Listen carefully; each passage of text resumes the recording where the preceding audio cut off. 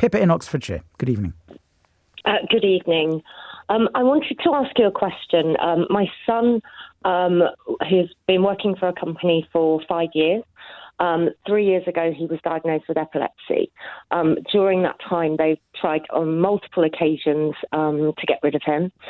And I've had to fight to get him some reasonable adjustments because he's had to have quite a bit of time off, or he's had some sort of short-term absences.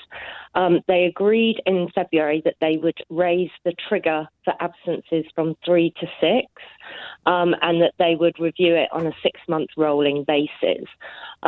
Since that was on the 21st of February, he received a letter from his employer stating that, and it was also a request whether he could have make sure that the first aid people within the company were trained on seizures and being able to help him if anything happened in the workplace.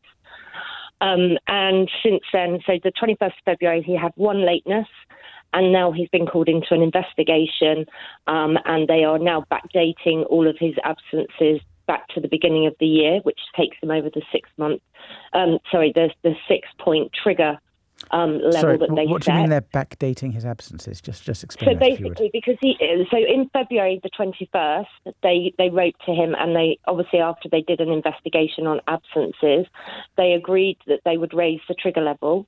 And what's happened is since then, he was late in one time, and they've automatically gone back to absences from the 1st of January, which puts him over the 6 trigger point level. Right. Whereas you're thinking that they should ignore every pre-21st of February absence. Well, that's the letter stated that they were drawing a line under all of previous absences. I see. Okay. And also they have now confirmed in writing that they're not going to train their staff in seizures. Pippa, I'm going to be slightly abrupt just because Nick Abbott's waiting to come into the studio. Okay. What are you looking for? What's the question? I mean, at the moment, it's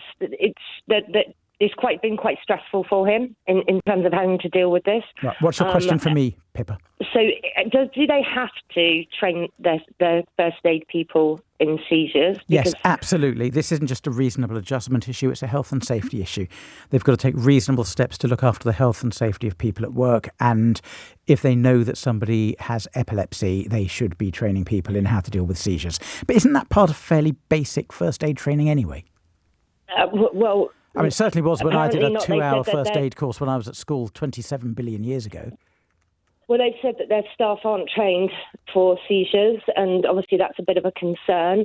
And my question really is that, can they now include these other absences after they'd written to him on the 21st of February? Not if they said they were going to draw a line, Pippa. If they said they were going to draw a line under it and then they take it into account in a dismissal, it's going to be an unfair dismissal.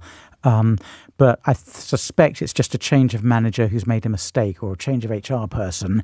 And the best thing to do is just write back, point that out, and say to the HR person, look, you said in the letter of 21st of Feb that you're not going to count those previous absences, so stick to what you said, mate. It's almost certainly an administrative error caused by a change in personnel.